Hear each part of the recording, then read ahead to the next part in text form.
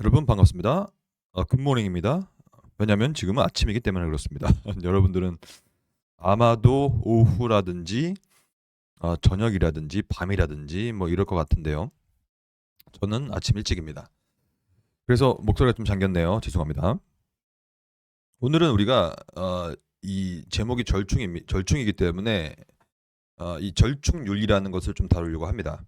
이 윤리학 내에서 여러 가지의 소담론들이 있는데 이제 그런 것들을 우리가 하나씩 보고 있는 거거든요, 사실. 근데 오늘은 이제 절충윤리라고 하고 있는 그런 개념을 좀 보려고 하는 것입니다. 그래서 여러분 우리가 살 때 살아감을 통하여서 늘 경험하는 것이 절충이 중요하다는 사실을 여러분들 깨달을 거예요. 왜냐면 언제나 싸움이 나는 이유는 자신의 의견만을 관철하려고 하고 그러니까 자기 중심적인 윤리관을 갖고 있기 때문에 그게 옳다라고 얘기하니 이제 절충이 안 되는 거 아닙니까? 그러면 이제 오늘 주제는 기독교 윤리 내에서 어떤 식으로 절충 윤리를 세워 나가야 되는 것이냐. 분명히 세속 윤리에서도 절충을 얘기하는데 그거와는 어떠한 차별점이 있는가. 이런 내용을 좀 보려고 하는 것입니다. 일단 이 절충에 대한 내용은 여러분들이 익히 늘 뭐 뉴스나 뭐 삶 속에서 접했던 내용이기 때문에 거기서부터 한번 이 절충이라는 단어의 개념의 뜻을 좀 도출해 하도록 하겠습니다. 이거는 이제 우리가 늘 살다 보면 늘 싸움이 있고 이제 갈등이 있는 거죠. 그러니까 이 절충안이라는 표현은 우리가 좀 주목할 필요가 있는데요. 이 절충안이라는 표현은 대단히 많이 쓰이고 이 상황을 봤을 때 지금 이제 노점상들과 마포구청이 지금 싸우고 있는 것 같아요. 왜냐면 구청이라는 것은 도시 미화를 관리해야 되는 단체이기 때문에 이 아무래도 이제 노점상들이 중구난방으로 들어와 버리면 도시 미화가 해진다고 생각하겠죠. 그래서 일정에게 보상금을 주고 이제 "나가라."라고 했을 것이고 이분들은 "이거 우리 생존권 보장해야 된다. 이거 지금 우리가 이거 물러서면 우리 망한다. 우리 죽는다."라고 하면서 데모를 시작했겠죠. 그러니까 이제 한 몇 번에 걸쳐서 협상을 했겠죠. 즉 노점상의 단체장과 그 있지 않겠습니까? 대표가. 그리고 마포구청의 뭐 도시관리과 뭐 그런 과장 정도가 나와서 아마 서로 뭐 협의를 했겠죠. 그러니까 뭐 밀고 당기고 하다가 결국에는 이 타결이 안 됐겠죠.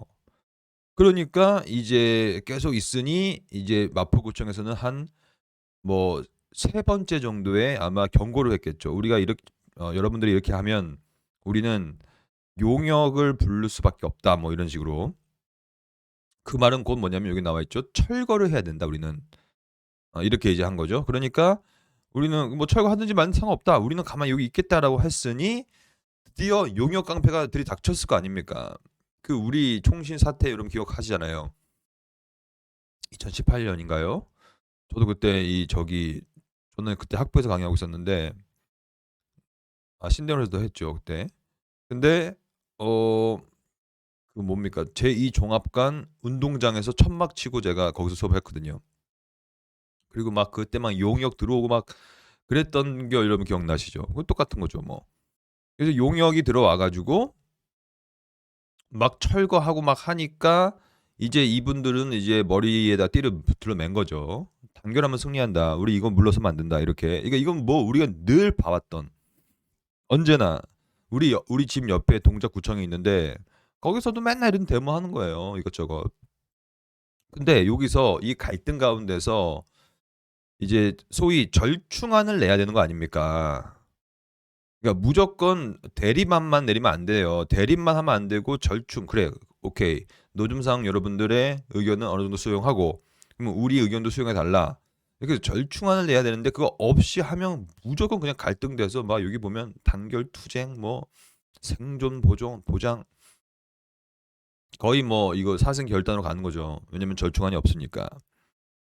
그만큼 이 절충안이라든지 절충윤리라는 것은 우리 삶 속 깊숙한 곳에서 필요하고 어떤 식의 논리를 세우고 어떤 식으로 절충할 것인가에 대해서 염두하지 않는 한 맨날 이렇게 갈등만 생기고 마는 거거든요. 우리 한국이 지금 큰일 났잖아요, 지금.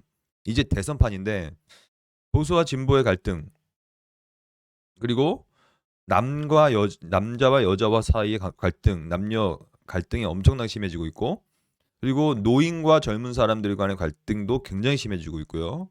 부모와 자식 간의 관계도 점점점 갈등이 깊어지고 있다고 하지 않습니까? 심지어 세대 차이에 대한 갈등이 너무 크고, 세대와 세대는 정말 이해할 수 없거든요. 여러분 이 죄송한 표현이지만 꼰대라는 말 있잖아요. 꼰대. 뭐 이제 저도 뭐 꼰대가 됐죠 벌써. 그렇게 볼 수 있죠. 하여튼 이 꼰대라는 말도 이게요. 이거는 제가 볼 때 생물학적으로 존재론적인 어떤 표현이라고 보거든요. 이게 나이라는 건 못 속인다는 얘기가 정확한 진리예요. 동서고금을 막론하고 진리입니다.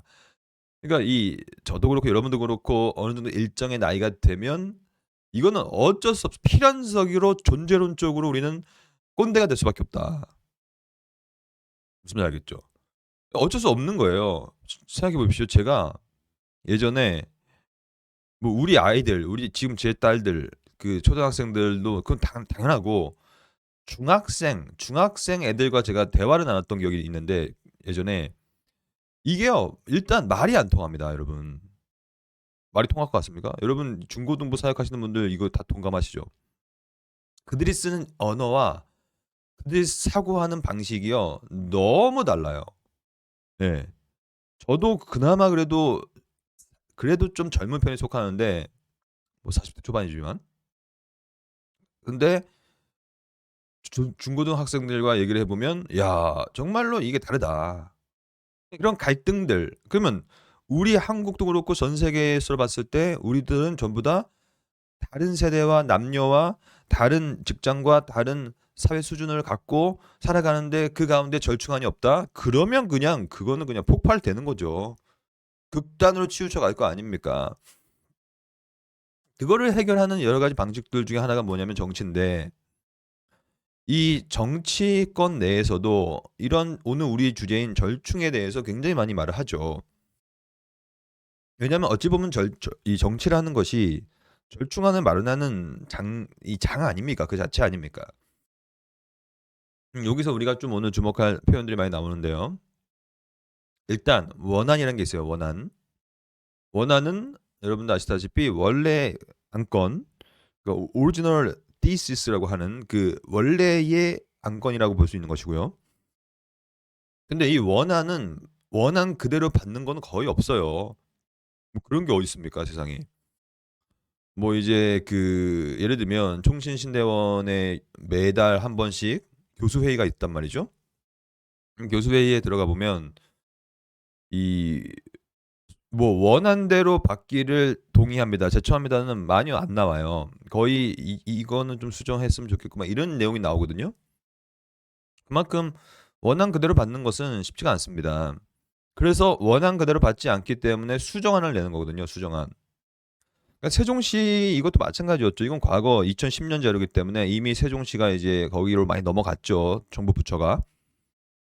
근데 그 당시 10년, 11년 전에 얼마나 시끄러웠습니까?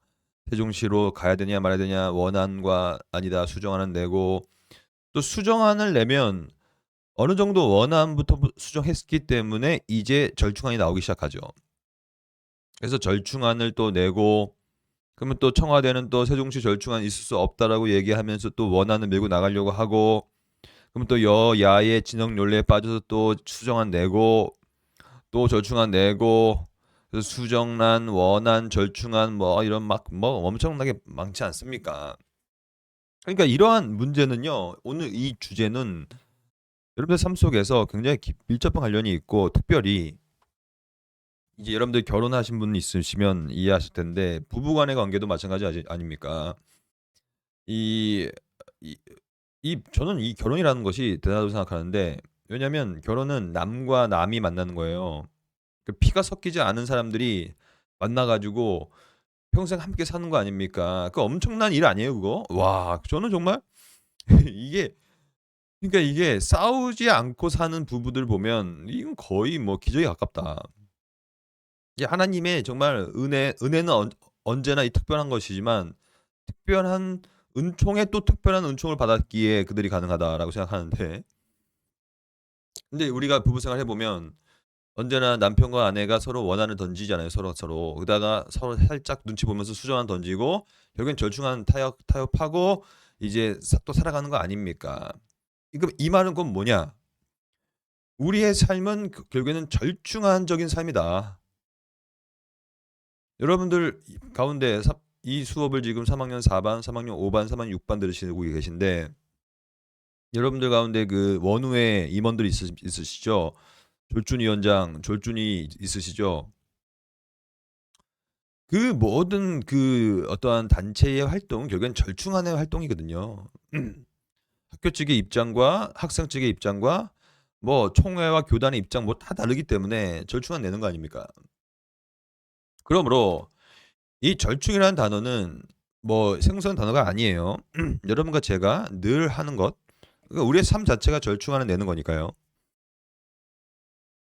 그래서 이 compromettere라는 이 절충하다라는 표현은 이 여러분 그 영화를 보면 할리우드 영화를 보면, 그러니까 뭐 첩보 영화 같은 거, 그러면 어떠한 뭐 CIA나 FBI 요원들이 이제 적진이 침투했을 때 안전가옥 이런 거 있잖아요. 안전가옥 같은 걸 만들어 놓는데 안전가옥이 적진에 의하여 털린 거예요. 적에 의하여. 그럴 때 그들이 하는 표현, 쓰는 표현 여러분 기억하십니까? 이렇게 말하잖아요. We are compromised. 이렇게 얘기하잖아요. We are compromised. 이렇게 얘기하잖아요. compromised가 무슨 뜻입니까?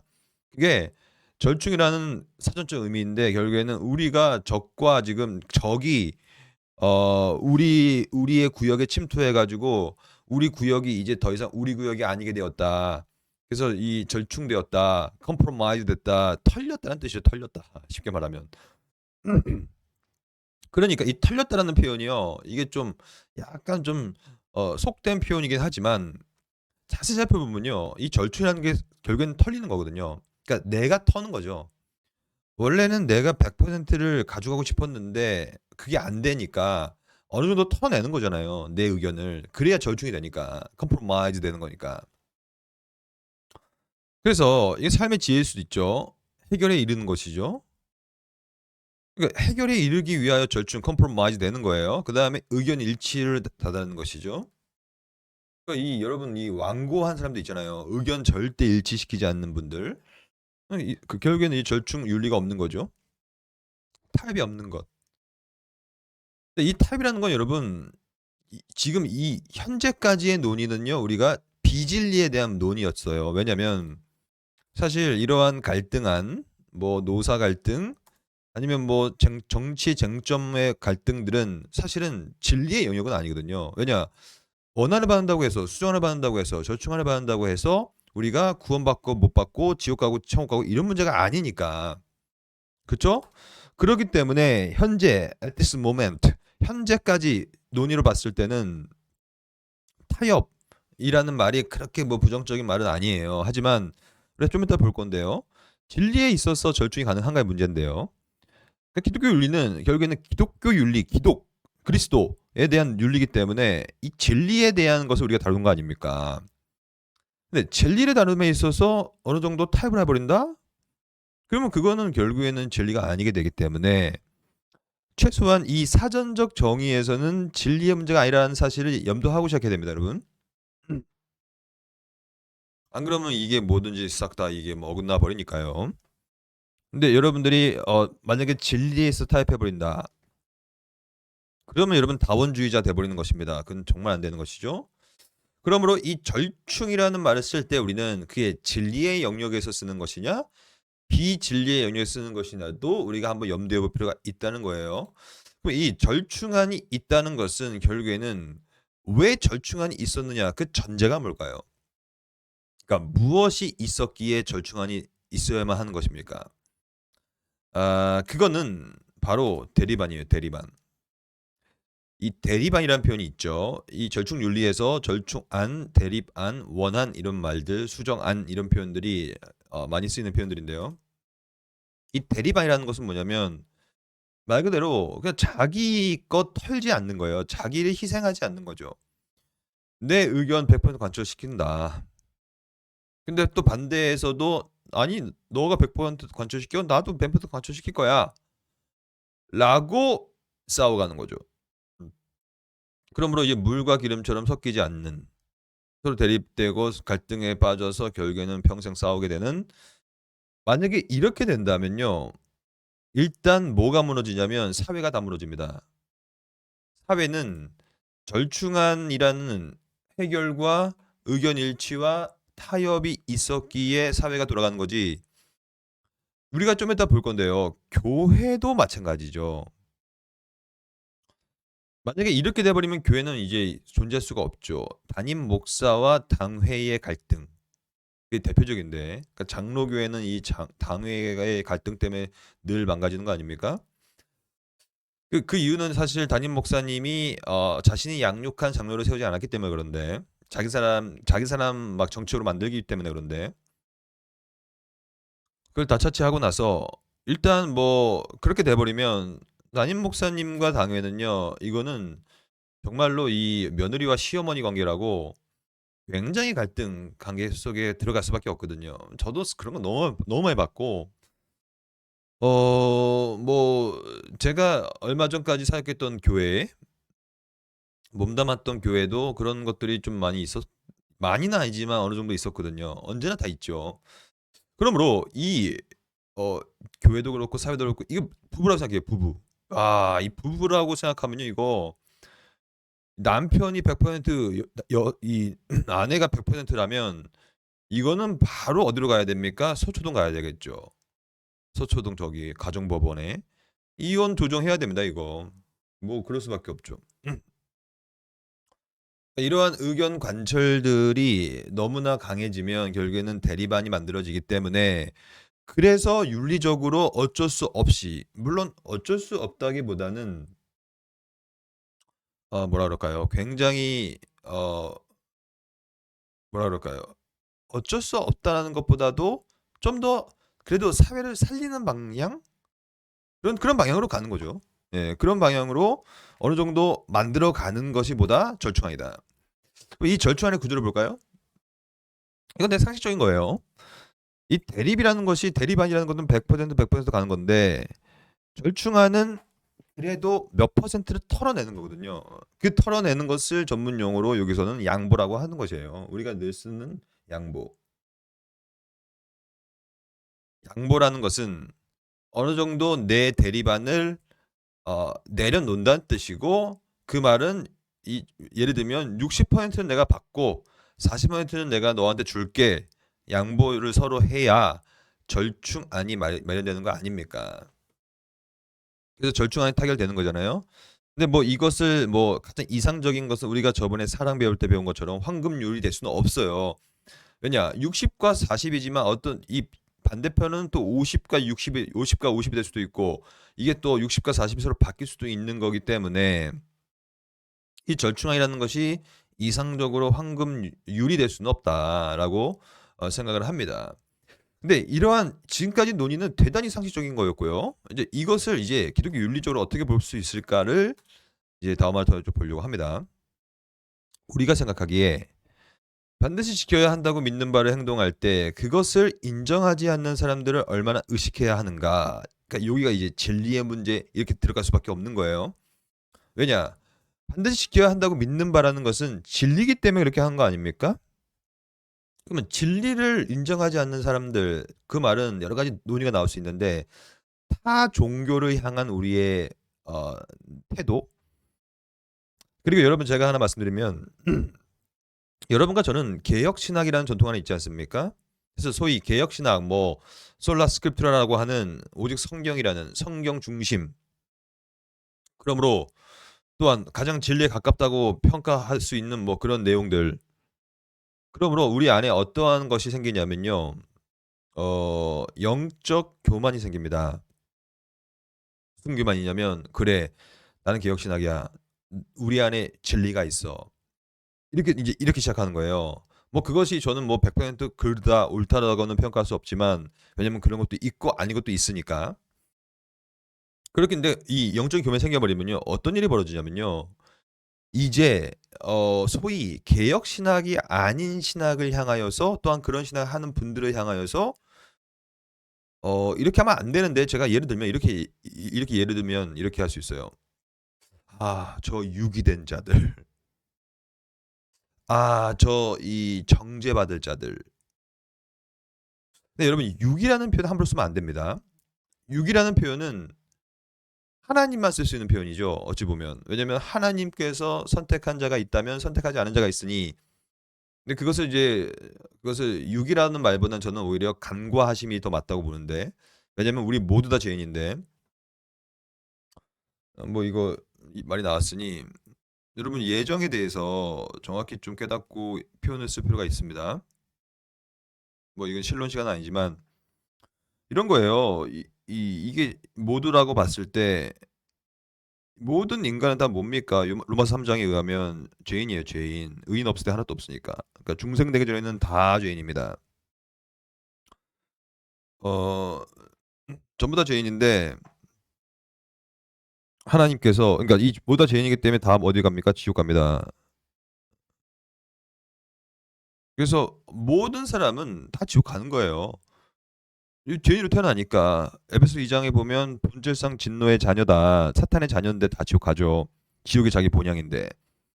근데 이제 예정이란 건 뭐냐? 예정은 결국에는 이 모든 사람이 죄인이고 지옥 가야 되는데 그중에 일부를 하나님께서 은혜로 무조건적인 은혜로 무조건 조건이 없어요. 아무 조건 없습니다. 저 은혜예요, 은혜. 은혜로 뭐 하냐면 선택한 거 아닙니까? 선택했고 이거는 왜 선택하셨습니까? 뭐 토기장의 비유 보십시오. 로마서 8장. 그럼 토기장의 비유 보면 이건 토기장의 마음인 거예요. 하나님 마음입니다. 선택한 거예요. 그러면 문제는 이제 선택하지 않은 사람이 있을 거 아닙니까? 그럼 여기 이 부위 선택하지 않은 사람들. 이 선택하지 않는 사람들은 이제 하나님께서 선택하지 않았기 때문에 그냥 전문 용어입니다. 간과한 거예요. 간과 혹은 지나치다. 지나치심. 그러므로 육이라는 말은 너무나 강한데 마치 하나님께서 누군가를 뽑아 가지고 즉 선택해 가지고 그들을 지옥으로 던져 버렸다라는 개념인데 그건 잘못됐습니다. 우리는 모두 다 죄인이고 지옥 가는 거예요. 하지만 일부만 선택하고 은혜로 그냥 원래 가던 길을 가게 만드는 거예요. 그냥 죄인은 다 지옥에 가는 거니까.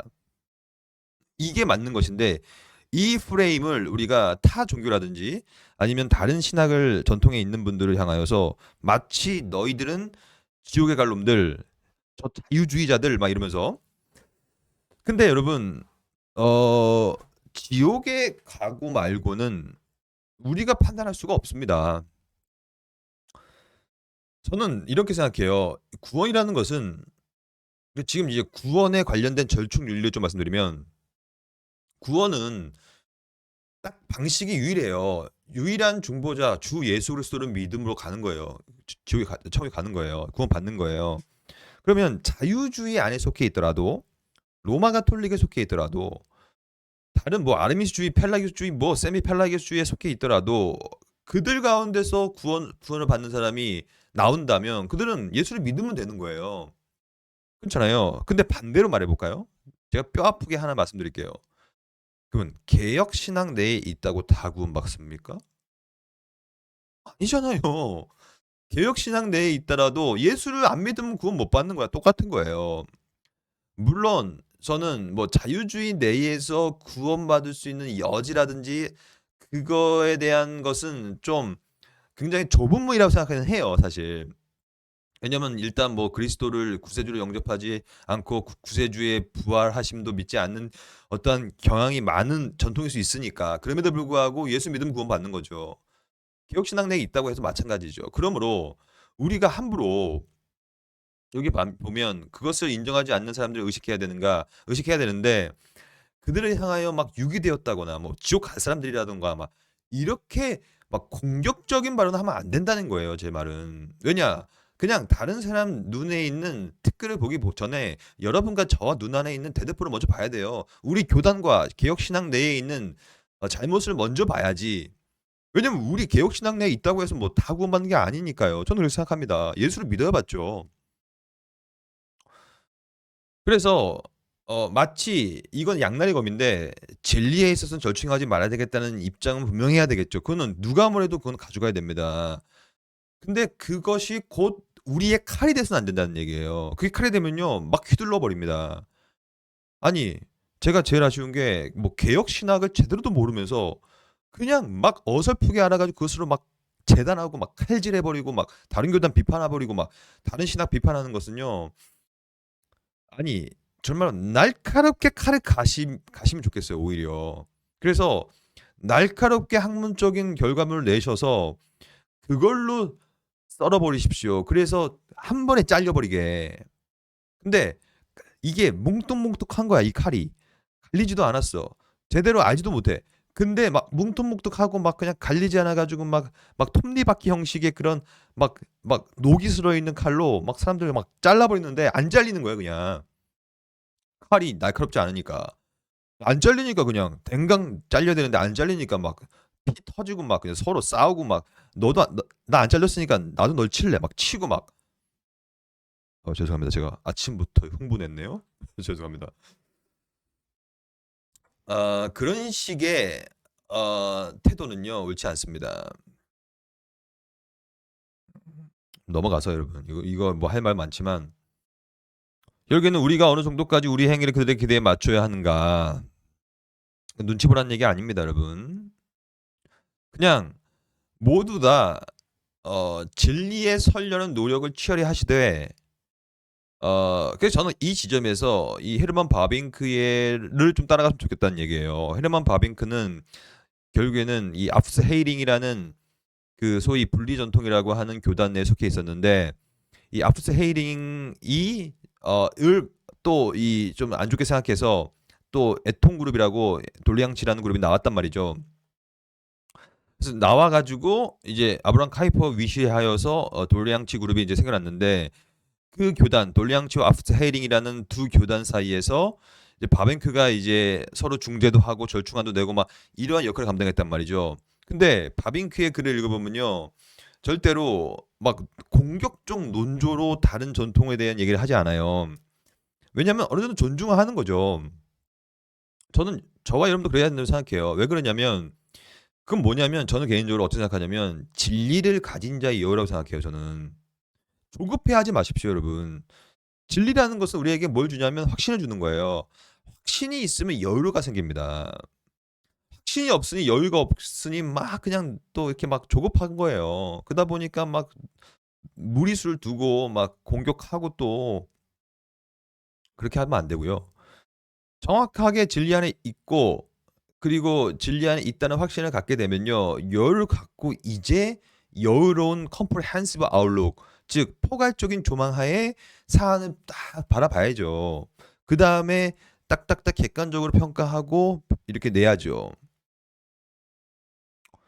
그리하여 어느 지점까지 진리를 희생시키지 않는 지점까지 지혜롭게 절충안을 내는 것 그게 지혜 아닙니까? 삶의 지혜.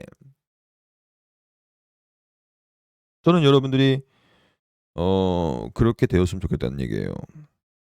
진리를 희생하지 않는 상태에서 정말로 일이 되게끔 절충안을 내는 사람들이 되었으면 좋겠다는 얘기죠. 근데 절충이라는 것이 또 그렇게 또 간단한 건 아니에요. 그래도 그래서 절충이란 하나님의 계명에 기초해서 누군가가 얻으려고 애쓰는 것보다 조금 덜 만족스러운 것을 어쩔 수 없이 수용하는 것이다라는 얘기하면서 절충이라는 개념 안에 담겨진 안타까움을 얘기하고 있죠. 다음화는 진짜 안타깝지 않습니까? 이거 다시 한번 우리가 분석해 볼게요. 그러니까 이 오늘 우리가 다룬 절충은요, 진짜 안타까운 거긴 해요. 왜냐하면 하나님의 계명에 기초하면요, 우리는 100% 그대로 가야 됩니다. 왜냐? 그것이 하나님 말씀이니까. 근데 그것이 부딪히기 때문에 조금 덜 만족스럽게 계명을 지킨다는 얘기예요. 그러니까 그 말은 곧 진리가 깎이고 타협하게 된다는 얘기죠. 그러니까 이거는 굉장히 안타까운 거 아닙니까? 뭐 다음의 입장은 뭐 이것을 뭐 계명을 어기는 것과 죄를 범하는 것을 막 구별하면서 이걸 풀어가지만 저는 그것은 좀 약간은 좀 문제가 있다고 보고 어찌 보면 이 하나님의 계명은 100% 지켜야 합니다. 근데 그거가 안 되니까 상황이 그렇기 때문에 쪼끔 덜 지킨다는 얘기거든요, 이게. 그러니까 좀 덜 만족스럽게 된다는 얘기죠. 그럼 이게 딱 피부로 와닿지 않으니 예를 하나 들어볼까요? 6계명을 예를 들어 봅시다. 6계명은 하나님의 여기 말씀처럼 하나님의 계명이에요. 살인하지 말라. 살인하면 안 됩니다, 우리는. 어떤 경우라도. 그게 대전제, 대원초로 가져가야 됩니다. 근데 어쩔 수 없이 절충할 수밖에 없는 상황이 올 때 어떻게 하겠냐는 얘기예요. 그것이 우리가 계속 다뤄왔던 존엄사 문제. 정말로 의학적으로 살아날 기미가 없는 사람을 향하여 정말로 이 수십 년 동안 뇌세 상태에 빠져서 연명 치료하는 분을 향하여서 이거 절충해야 되느냐의 문제죠. 존엄사는 결국엔 죽이는 문제이기 때문에 정당방위 문제 마찬가지죠. 내가 죽는데 어떻게 할 거냐는 얘기죠. 예전에 제가 의무 간의 충돌 우리 저번 주였나요? 다뤘죠? 그리스도인이 전쟁 나갔을 경우에는 일단 전쟁 나가면 군인의 신분으로 나갔을 텐데 남을 죽이지 않으면 내가 죽는데 어떻게 할 것이냐. 절충해야 된다는 것이냐. 조금이라도 덜 만족스럽지만 어쩔 수 없이 해야 된다는 것. 그게 절충이라는 얘기죠. 굉장히 가슴 아픈 거죠. 기형한 낙태 문제. 제가 이거는요. 뭐 제가 직접 경험하지 않았지만 어느 정도 경험했는데 뭐냐면 제가 미국에서 이제 첫째 애를 제가 임신한 건 아니지만 제 아내가 임신했는데 그래서 우리가 사실 좀 기다렸던 아이였거든요. 그래도 결혼한 지 3년 됐는데 애가 안 생겨가지고 고생했었는데 결국에는 첫째 애가 임신은 돼가지고 병원에 갔어요. 병원에 갔는데 정말로 청천벽력 같은 그걸 들은 거예요. 그 선생님이 딱 진찰을 하더니 초음파로 쫙 보더니 굉장히 막 갑자기 막 분위기를 무겁게 몰고 가면서 이거 이 기형아일 확률이 높다. 뭐 이렇게 얘기하는 거예요. 근데 우리는 3년 3년 동안 이 애가 안 생겨가지고 거기서 고생하다가 극적으로 애가 생겼는데 그 첫 애가 기형아일 확률이 높다는 판정을 듣고 너무너무 진짜 놀랐고 죄송합니다. 제 아내는 뭐 거의 뭐 눈물바다 막